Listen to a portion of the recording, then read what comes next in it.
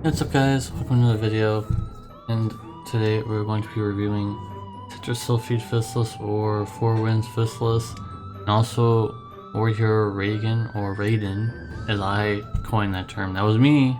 I started that. That was me. I'm taking 100% credit for something like that because I definitely read that term out. It's just an awesome name, just based off the Mortal Kombat character Raiden. It's a perfect combination of Odin and Raegan over Raiden. So, with all that fluff out of the way, we're gonna go ahead and talk about some units here. So, Syphilis did not get any real buffs.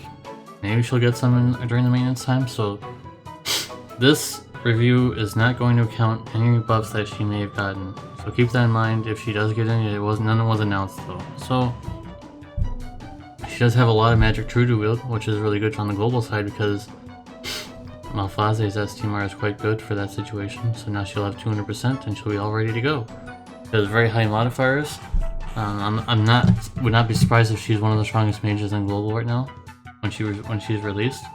And she has a lot of bird killer, which is good in the upcoming fight, which you can see on the side there. She has quick mod ramping. All of her mod boosting abilities flow through her kit. It's like a very nice flowing river. Nothing gets in the way. You use all these abilities and you'll get, to being really strong on turn 3 or 4, I think, is the best move you'll be able to do for that situation. And she has a lot of good passives when you equip spears and guns. You kind of want to equip spears and guns mainly. You can equip throwing weapons, but she doesn't have any passives for that. You want to stick really to spears and guns if possible. Her own spear from the craftable spear that you can get right now in global is pretty much best in slot. Sure, Quina's STMR is pretty good with the fork thing, the spork. I think it is the spear has pretty good stats on it too. So if you have that, that'd be pretty good as well. Now, with that in mind, talking about gear, on the cons, she is a little hard to gear. Your mileage may vary, that's what that abbreviation means. Because for someone, take this in mind, for someone else on this side saying, oh, this is really hard to gear, I don't have all the stuff that I need for her to be strong. But on the other side, this guy over here saying, oh, I have all this good stuff and she's all ready to go. So it all determines what you have personally. And I'm gonna refute what people are saying that you need your STMR to be good. You don't need her STMR to be top tier. I don't have her STMR on the JP side and she was doing just fine without her STMR, so you don't need it. It's good to have, but it's not needed. And as we went over, there's not very many guns or spears for magic.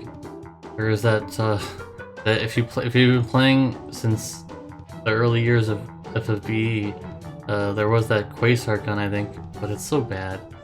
There's also the Ice Bird weapon. Has a little bit of magic on it, but not much. There's also that, so there really aren't that many guns, to be fair, other than our STMR that are that good. But there are some spears, although there's 2 spears at least. And Bird Killer is very niche, like I said, there's an upcoming trial for the Chocobo trial, where she is going to be able to defeat it in 3 turns or 4 turns. I can't remember when I beat it. I think it was 3 or 4 turns for my clear, and I used her. And she has Bird Killer, which is really great. It makes the fight super easy. It's not even a problem for her. So I wrote down a rotation. From what I remember correctly, I think this is a rotation. Feel free to correct me if I'm wrong, but I'm pretty sure this is the best rotation possible. Get those mod boosts up and running as fast as possible.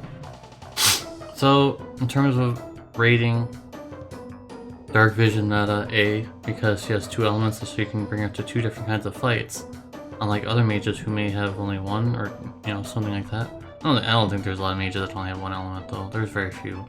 So to be fair, she's very strong in the wind and water category for sure. She's very strong at that. She'll probably be stronger than anyone else you have in that category. So there's that. For dark vision, yeah, she gets an A for sure. For normal meta, definitely an A to an A plus. It really depends. It's an A, the B, or an A if you can barely gear her at all, or you have trouble gearing her. But it's an A plus you get her just right, and you get all of her gear and ducks in a row, and she's all great to go. They're very strong. So that's my rating for Syphilis, but what about the other guy? The other person on the banner? Raegan. So here's Raegan, someone I know a lot more about. In fact, I've used him for months, so I know a lot more about Raegan and his rotations more than Syphilis. So first of all, 150% true to wield, so basically you want to use S Team R if you can, or some other way of getting 50% true to wield, because it's great. Team R is kind of not so good. It's okay, but not so good. Amazing weapon selection, so he'll be have a variety of things you can equip, killer weapons and things. The benefit of being true to wield. Sorry for all sniffling again. I'm trying not to do it as much. Anyways, he already has high mods, so his Limp Burst is really his only mod boost. Most of his mods are either passively or they're already high enough. And what I forgot to write down here, so if you're listening, he was basically the mold breaker in terms of meta. It was the next goalpost of DPS, so there was Bart's, and then Axstar, or was it Axstar and Bart's? One of those two things. And then there was someone else, I think, and then there was Raegan. So Raegan was the next goalpost in terms of DPS, but now we're here. Now his blast radius has been, reduced a little bit because of how power creep is going up. People think that there's flattening the curve of the power creep, but it's actually going up like this, faster. If you think about it, we're at a stage where Raegan just feels like a normal unit now. He gets some buffs. I'm not really sure what they are yet. He's in the game already, but the wiki's not available for him. So I know you just got a lot of buffs. So that's all I know. You got a lot of buffs, pretty good buffs. But he was already strong anyways. He was already strong. He's not limited time. So since he's not limited time, if you missed out on Edward or anyone else, you don't have to feel too bad about it, because now you can get Raegan if you want, and he'll be a very strong chainer. He has very unique skill set. He has fire and ice, imbue and imperil, and very strong chaining, like I mentioned, and he has the ability of equipping a whole bunch of different kinds of killer weapons, which are very useful in the near future, which is going to be a lot of bosses which require a lot of killers. I mean, they do now, but I'm saying just in the future too. So I really couldn't think of many cons. This is the only con I can think of, and I've experienced it many times in the past. Basically, if you use, sorry again for the sniffling, if you use this cooldown and somehow something ends up going bad for you and he ends up dying, sure, he gets the triple cast at the start of the turn again, but after that it's gone. And now you gotta wait a few turns for him to get his triple cast back online, and he's really slow without triple cast, so just try not to let him die. I think that's the only con I can think of, really. There really isn't anything else. So his rotation is down there.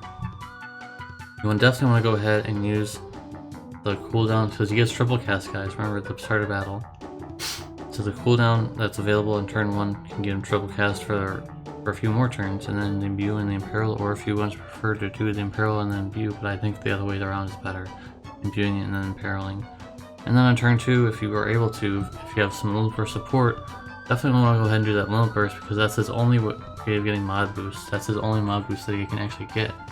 You want to go ahead and do that. Or if you don't have any Limp Burst support or anything like that, you want to go ahead and triple cast his main chaining move, 62 MP.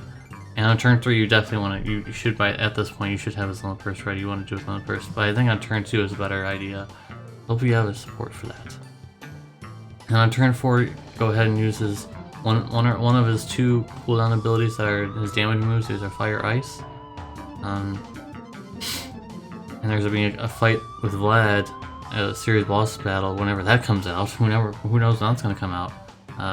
That you should probably use both, because you have to use Fire and Ice in the same turn for 2 turns, I think, back to back. And Raegan is very good for this fight because he can do Fire and Ice. So he's basically built for that series boss battle, to be honest. And then just do 2 times of that, 2 times of his normal chaining. So for Dark Visions, A+, easily. I'm still using him in Dark Visions, A+. That's not even a thought process. And for normal metal, A+. He just has a variety of situations where he can be used.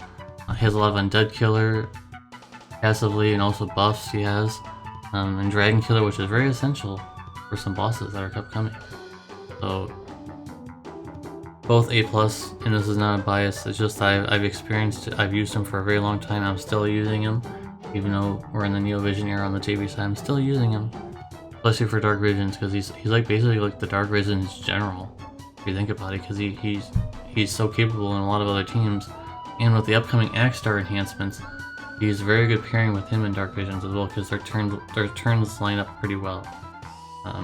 Hopefully Axstar gets in the latent ability soon, because he really needs that too. Anyways guys, hopefully this review helped you out. If you did, please give a thumbs up. It really makes me feel a lot better in my life. And if you watch all the way through, type in hashtag Odin. Hashtag Odin will be the keyword for the ending of this video. Let me know how I did. Let me know how I can improve if I need to. And I'll see you guys in the next one. Peace.